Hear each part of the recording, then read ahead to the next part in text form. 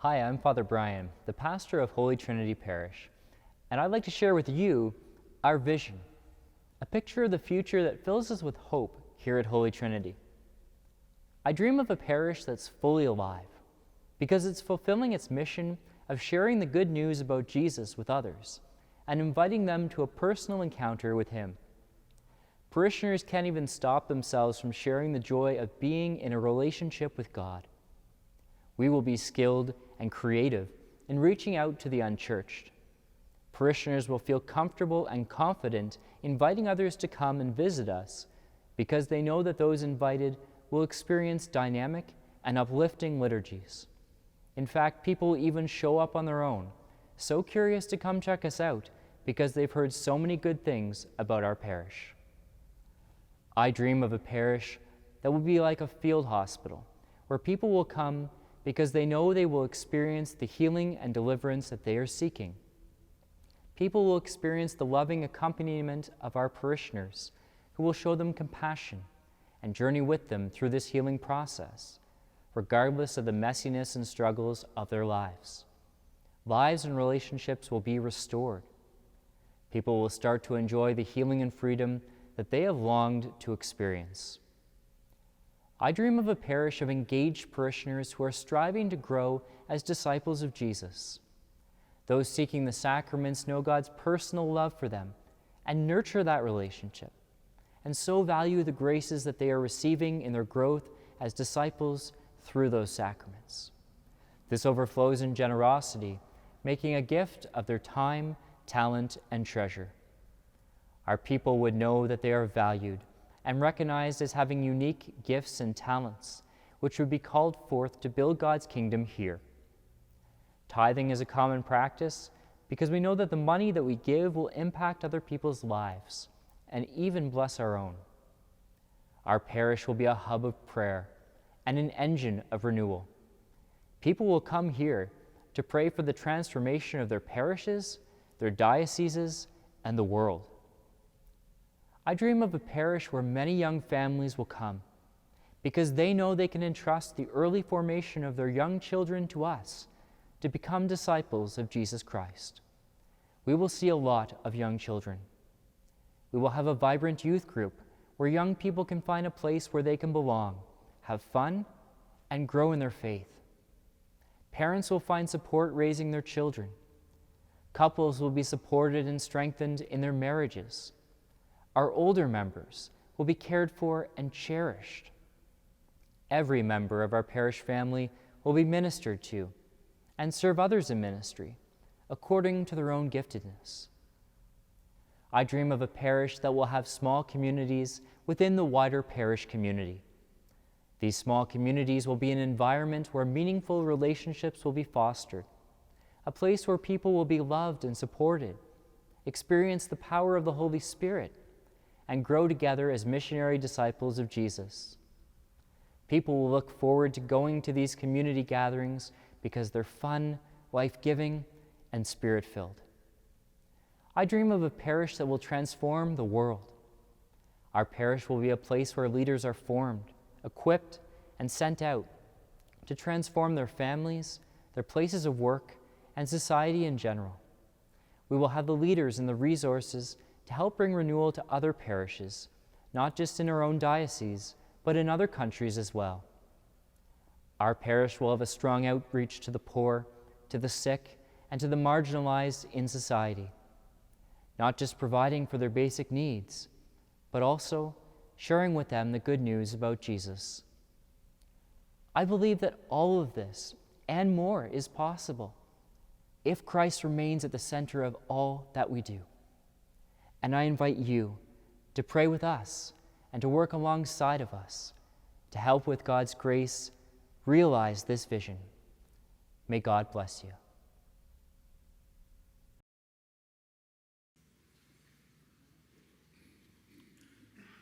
Good evening, ladies and gentlemen, fellow parishioners. My name is Greg MacIntosh, and I would like to welcome you to the third and final part of a three-part communication series being held in our parish. The goal of which is to provide you with the best available information in 3 key areas as we look forward to the formal establishment of Holy Trinity Parish. There are 3 presentations in the series. The first was 2 weeks ago. Our presenter was Colleen Owen, chair of our pastoral council.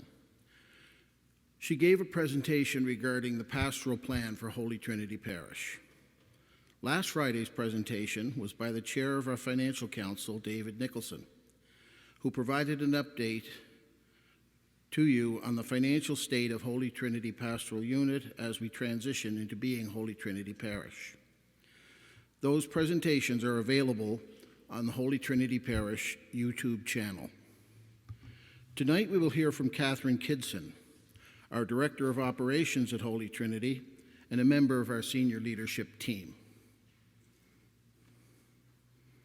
who will do a presentation based on a survey of our buildings and the infrastructure contained therein. We appreciate that this is a very important topic for many of you. However, we must also remind you that this is a survey of our buildings at present, and work remains to be done before any decisions can be made with respect to our buildings. This work will continue into the new year. We will do our best to provide further information as we move through that process. The presentation tonight is being recorded and will be available via internet to those who may be unable to be with us tonight, as well as those of you who may wish to go back and review some of the information provided. If you were unable to attend the previous presentations, we strongly urge you to view them on the Holy Trinity Parish YouTube channel. Each of the 3 components, pastoral plan, finances, and buildings, are interrelated. Each of the topics discussed impacts the other components. For example, our pastoral plan both informs and is informed by our financial situation. Similarly, our financial circumstances have a significant impact on our buildings and infrastructure. Ultimately, both finances and buildings exist to support the mission of the parish as reflected in the pastoral plan. Since we are recording this evening's proceedings, when the Q&A begins, I will move throughout the church with a microphone so that we may hear the questions along with Catherine's responses. The parameters for tonight's gathering are simple. Please listen carefully to Catherine's presentation, which will last for about 45 minutes, following which there will be a period of time, about 20 minutes, for question and answer portion of the program. I will come to those people who wish to pose questions with a microphone so that all may hear the question. We understand that this is a challenging time in our community. I'm sure we can rely on each of you to pose and answer questions in a respectful manner, which is mindful of our common mission as brothers and sisters to build up the body of Christ, which is his church. As we begin, I ask you to join me in prayer for the successful union of this parish community. We will use the prayer given to us by our spiritual leader, Archbishop Mancini, in the context of the ongoing reorganization of our parish structures, which calls us to become new parishes, stronger together.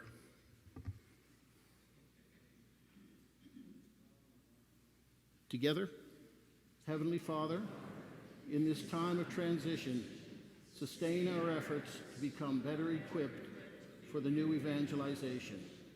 Give us courage and insight to take on the task of purification and renewal for a more credible church.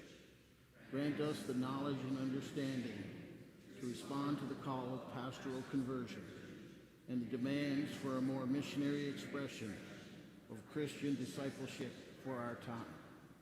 May our Holy Spirit release in us the wisdom necessary to make of our new parishes centers of evangelical reach and the communities of communities, welcoming centers of prayer and learning, ministry and worship, and environments of healing, reconciliation, and care of the poor. Amen.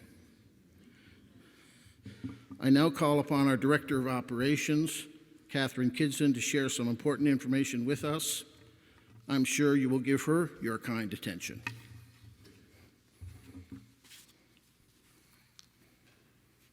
Thank you, Greg.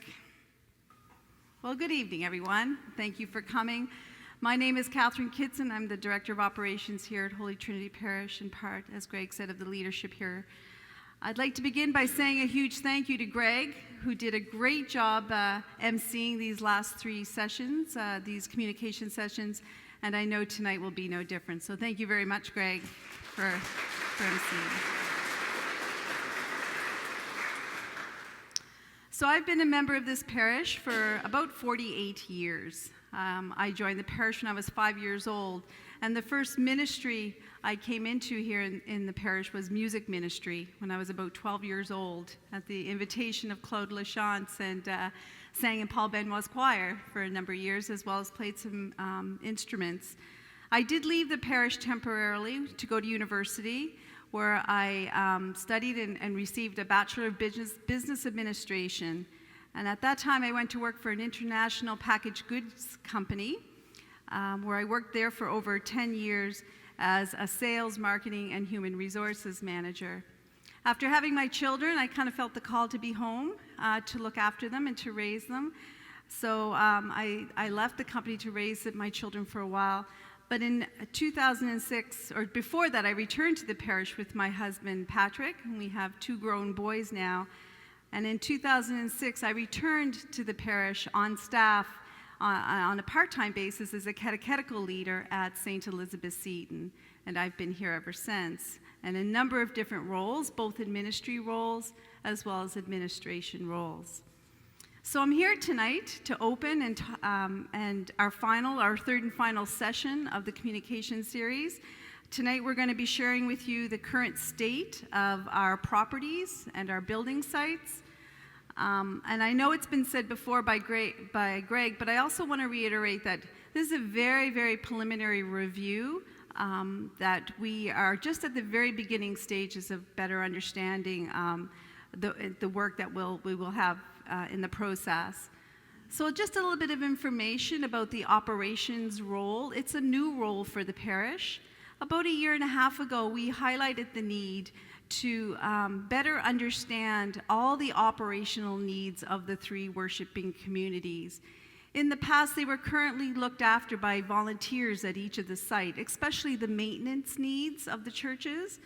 And so decision-making and work was actually done at each site with different volunteers. But nowhere in the central location was all that information brought together. So we highlighted a need to better understand overall what our operations look like.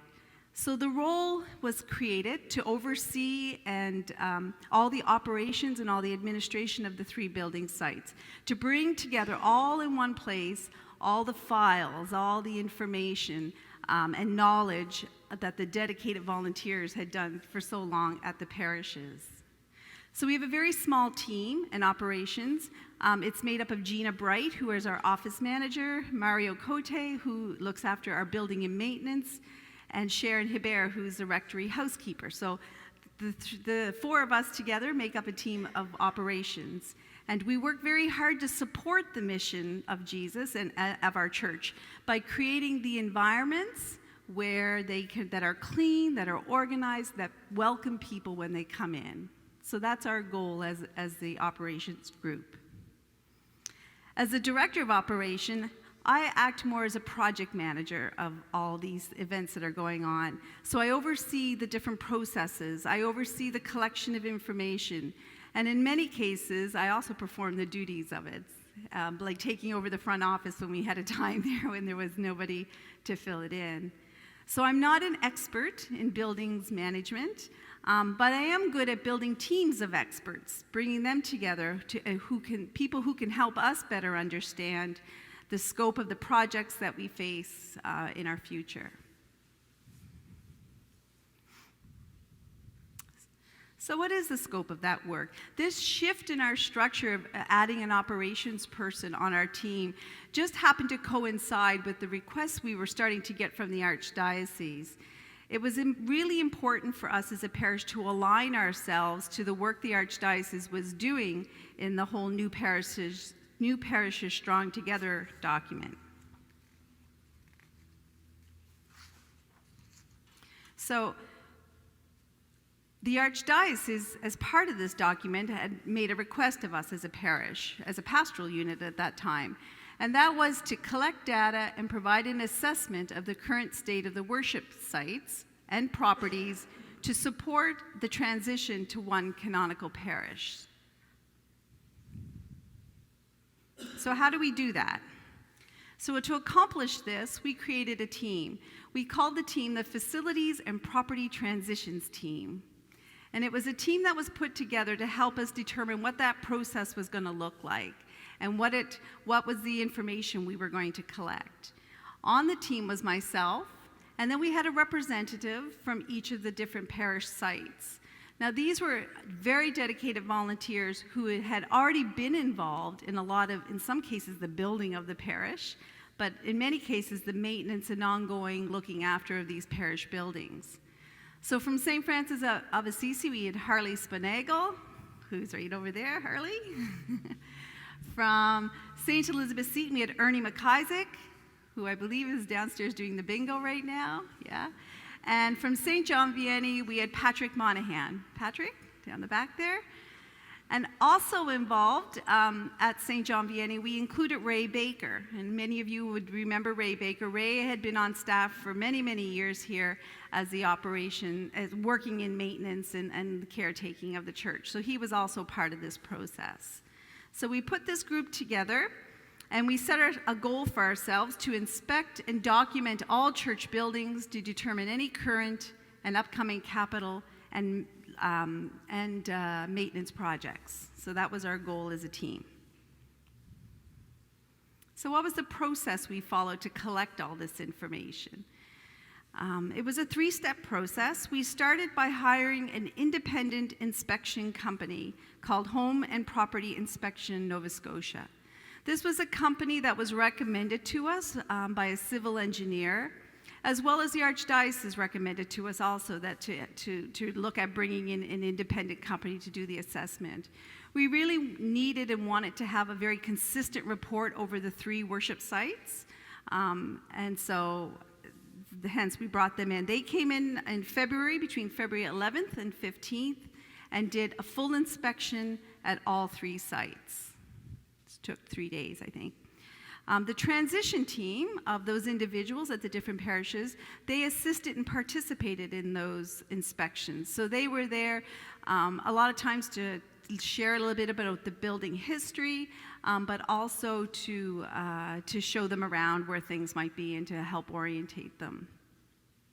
So the result of those inspections was that we received 3 approximately 70-page reports that documented both the major and minor deficiencies in each building. There was about, I'm trying to think, 48 to about 60 deficiencies per building. Some of them very small, leading up to more major ones. So we needed a way, once we got all this information, to organize it, because it was really hard to be leafing through 3 70-page documents. So we enlisted the help of Simon Gomez, who himself is an engineer, to just collate the data, the raw data, into a spreadsheet. Then we could begin to look at it and start to analyze it. Each transition team member at that time took that information home, and they themselves had the opportunity to go through it and to prioritize what they thought were the top priorities of each of the different sites. And then we met together after that and then decided, yes, these were the priorities that we were going to focus on. And what we'll be sharing with you tonight are what we consider our level 1 priorities. These are the big capital things.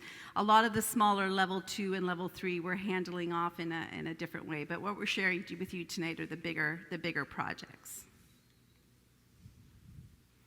So some of you may not be familiar with all our buildings, so I thought I'd take a few minutes just to show you the different buildings and tell you a little bit of history on each of them.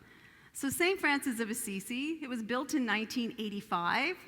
It had a major addition in 1999, so it puts it around 34 years old. It's one of our smallest and newest buildings. St. Elizabeth Seton was built in 1979. And it only had some smaller aesthetic renovations in some of the offices, but overall the building you see there is what was built, and it's about 39 years old. And St. John Vianney was originally built in 1965. It had a major renovation in 1990, a roof repair and mold remediation in 2006, and more recently a parking lot and lift installation in 2016. So it's approximately 54 years old. The church also owns 2 parcels of land. This is a property that was bequeathed to the church. The first one is in Middle Sackville. It is approximately 8.3 acres. It is zoned farmland, and it is a completely unserviced lot. It's on the way up to Upper Sackville next to I think it's called the Fern Cemetery in that area around the Springfield Lake. It is assessed for around $75,000. The second property is actually 2 properties. It's on the Beaver Bank Road across from Barrett Lumber. Each of the properties is approximately 2 acres. It is a fully serviced, it's zoned residential, and assessed for around $160,000 combined. So those are properties that we now have. We recently put together a Holy Trinity real estate team made up of real estate agents and professionals who are in the future will be looking at the future development potential of those parcels of land for us. Okay. Our final property is the rectory. So we have a rectory up on Dinap Crescent, which is just around the corner. It currently houses 4 priests and 1 seminarian, so I hear it's tight. Yeah. It will be right now there is no real issues with the building. There's no known issues with it. It's doing quite well, so that'll be a part of the Phase B assessment and looking into how that building's doing and if there's any issues there.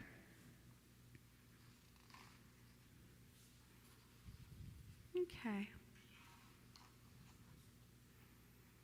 So just as an overview, there was an overall theme when we looked at all 3 building sites, and we found some overall findings that could pertain to any of one of the 3 sites.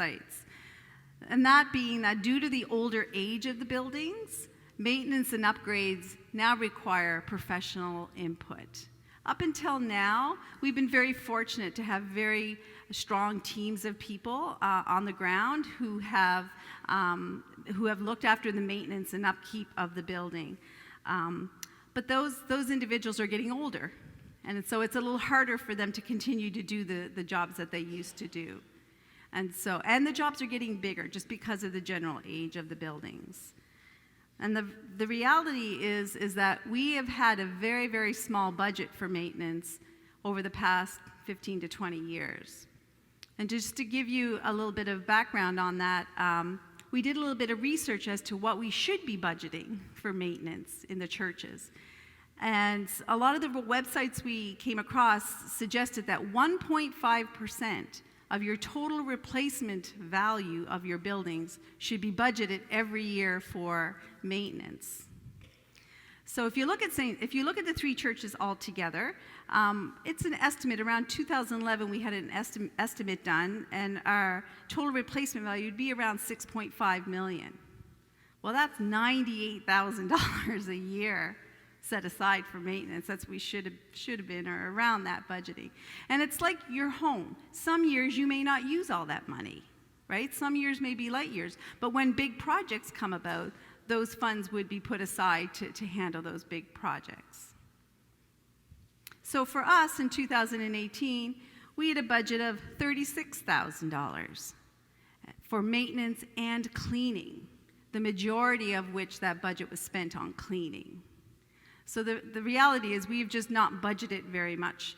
And as a result, what's happened is that it results in an increased list of deferred maintenance items that we have to cover off, which always in the end ends up costing you more than if you would have done them at the time.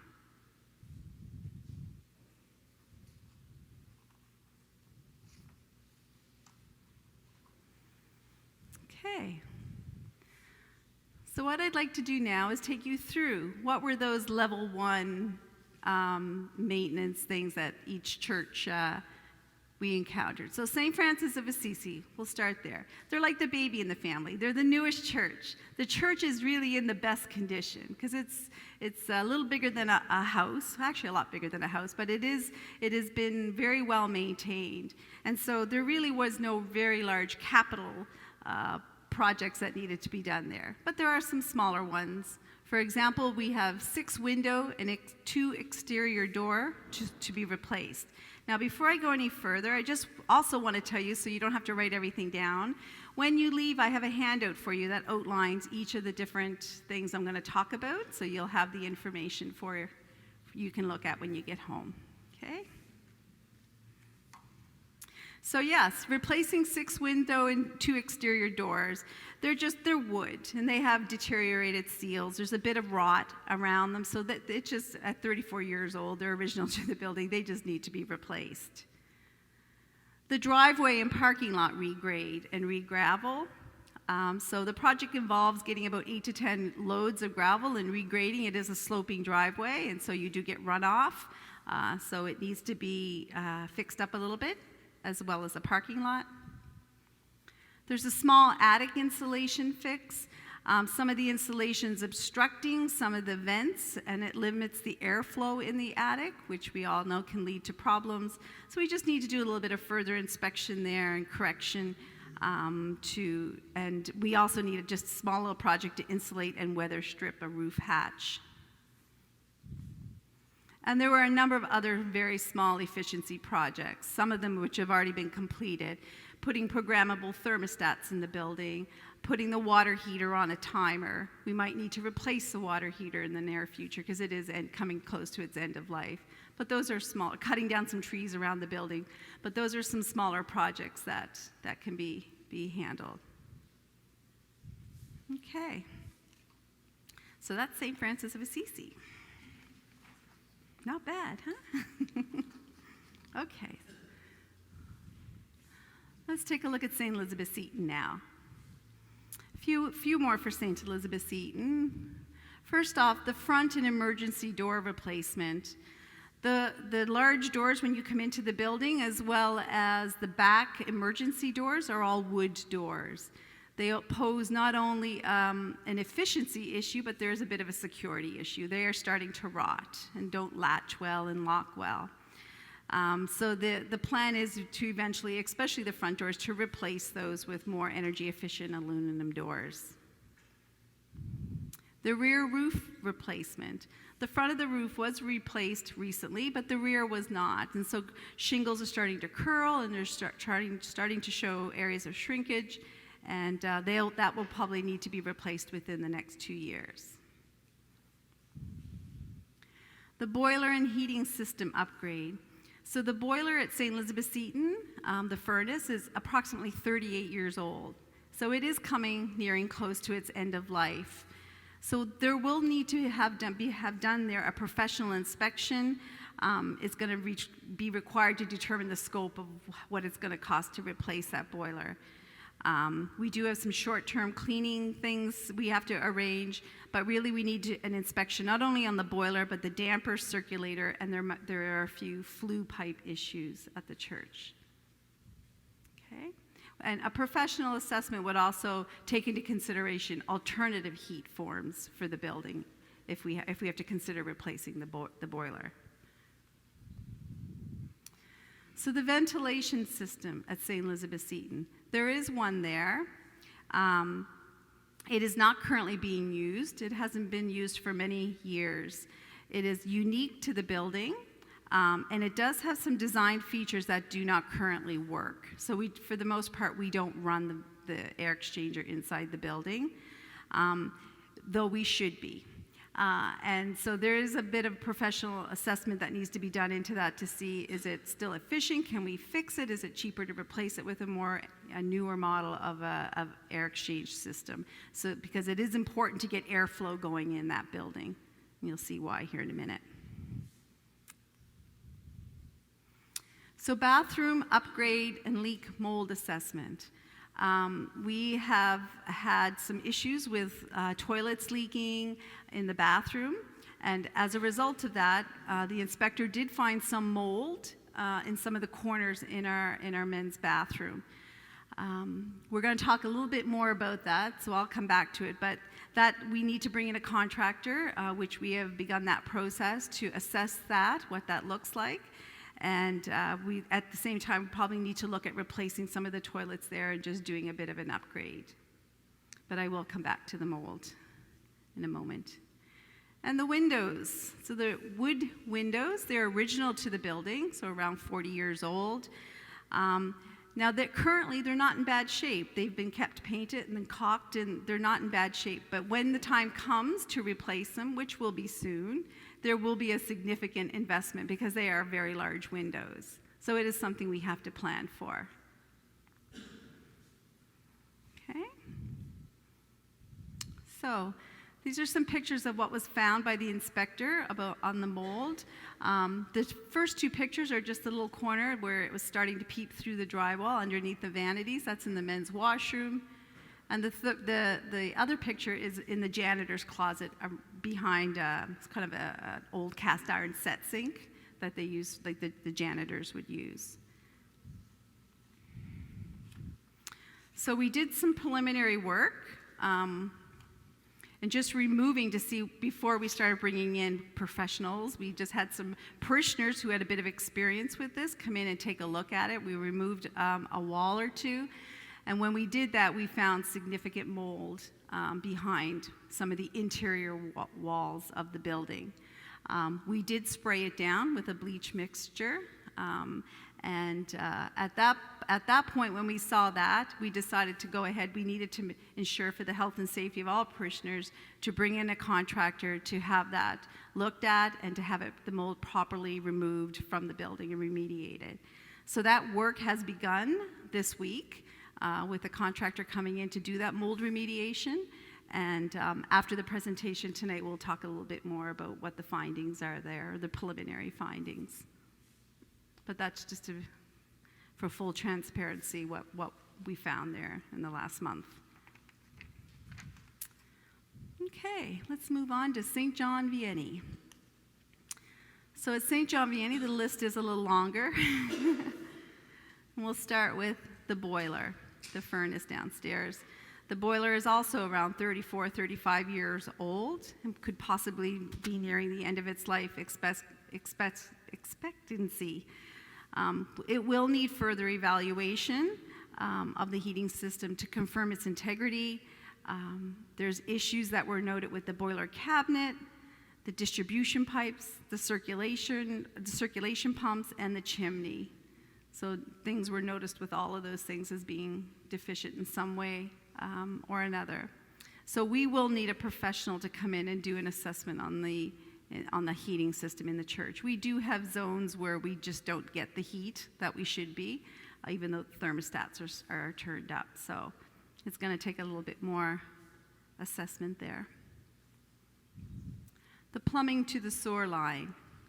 So when our church is full, when our building's full and the toilets are being used frequently, we get backup. We get a lot of backup into the church. And what's happening, it has been a long time issue with the church. It's not something that's new. It's been here, Ray said, as long as he's been here, and that's a long time. So it is a long time issue with the church. Right now, the sewer pipe from the church to the street is only 4 inches, and the slope isn't that great. So when you get a lot of use, it just sort of backs up, and it doesn't push through. We had a preliminary inspection done by a plumber who suggested we might want to consider putting a 6-inch pipe and fixing the slope or putting a pump or something to move it through. But again, that's something that's going to require more of a professional assessment for us to know the extent of the work that needs to be done there. So we'll need new windows here in the front of the church. They are also original to the renovation, and they are wood windows.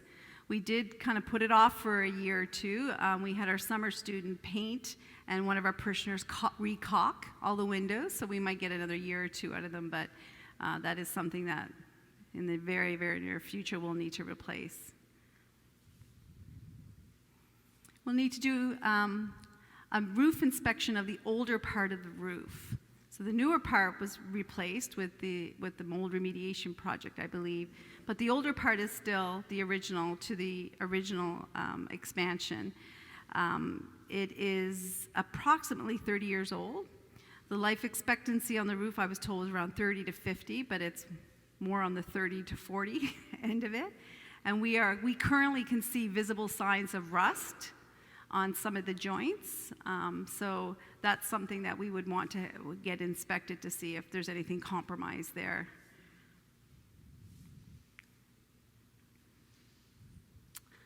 So one of our major issues here in the church that has been here as long as I think the church has been around is the grading and ongoing water issues in our basement hall.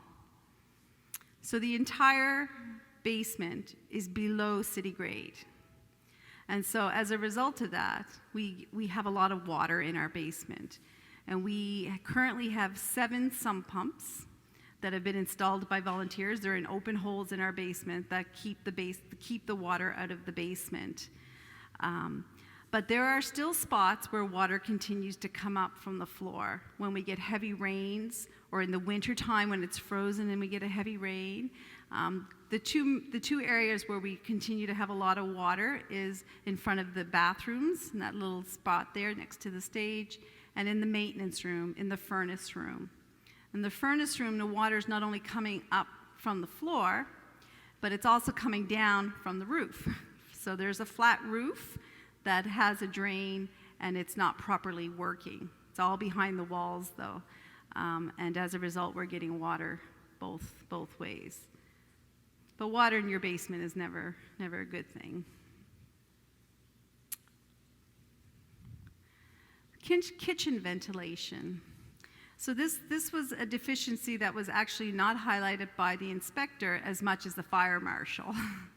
So we have a kitchen that's not properly set up for large-scale use. It has no fire suppression system, insufficient ventilation, and it's very inefficient to work in. So moving forward, if we were going to do any kind of large meals or dinners or planning like that we would need to look at doing an upgrade in our kitchen. Okay, so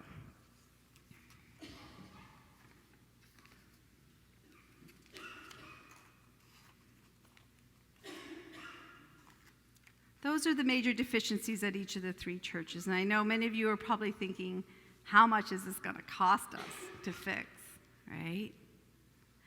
And it's really, really hard to come up with a number of how much this is going to cost, because I'm not an expert in any of these things. And until we have professional assessments done, it's very difficult for us to know what kind of numbers we're dealing with. But I thought it was important to at least share a ballpark figure with you. So we did a little bit of work. We actually got some quotes on a few of the smaller projects, so that's included in these numbers. We consulted a professional commercial estimator and gave him some of the drawings and some of the scope of the work, and he provided some initial, numbers of what things could cost. And then we just added a really big buffer on this end and on this end. And the idea is that I just wanted to share with you, this is not like a $25,000, $30,000, $35,000 project. This is estimated for the 3 churches to cost us anywhere between $400,000 up to $1 million plus. These are big projects. And again, they're not hard and fast numbers. It is our best guesstimate at this time with the information we have. To bring in professionals to do estimations, like take a look at our boiler, take a look at our roof, that will in itself cost money to do that. Okay, so what are our next steps moving forward here? These preliminary findings were shared with the Pastoral Council as well as the working group. And the working group is a team of individuals from the 3 parishes that are working together to come up with viable options of how do we move forward now. So they will construct proposals as a way forward for us. All the capital projects have been placed on hold, except for the mold remediation at St. Elizabeth Seton. And that is because that is a health and safety concern for all the parishioners. And the goal of that is to make sure it's safe for people to enter the building. So all those other capital projects are placed on hold until the findings of the working group are presented. The projects will be prioritized, and then professional assessments will be sought out. And in the meantime, we've also hired a part-time maintenance staff who oversees a lot of the level 2, level 3 deficiencies, and Mario has done a fantastic job already of just, picking away at those little things, some electrical work, some general work in the church aimed at getting, tackling some of those lower level maintenance deficiencies. Okay. So at this point, I'd like to thank you all for coming out and being part of this and coming out for the last 2 sessions. Okay, well, with that, I will, on your behalf, extend our thanks to Catherine for the very hard work she does here day to day in difficult circumstances, and we're very appreciative of both those efforts and the information you've been able to share with us this evening. Thank you, Catherine. Thanks, Greg. Thank you very much. Thank you. Oh, and now our pastor will have a few closing remarks. So I was shown all of this information shortly after I was named pastor here. I was like, can I take that back? But you know what? It's okay. We got a strong group of folks here. We're going to be okay. We're going to band together, and this working group, great people, they're going to do the best they can to show us kind of a way forward. I'm not part of the working group. I've recused myself from that, and I'm just going to let them do their work, and then they're going to loop me in, and we're going to talk. But please pray for all of these folks who are involved in this. And if you have ideas and suggestions too, let us know. Please. We would really appreciate that. I'm a firm believer that great ideas can come from anywhere. And there's a lot of insights that can come from all of you. And there's a lot of professional experience here. So please do share it. And I'm going to give you a blessing, and there's handouts out there, and more importantly, there's cookies out there. So please help yourself. The Lord be with you. May Almighty God bless you, the Father, and the Son, and the Holy Spirit. Go in peace.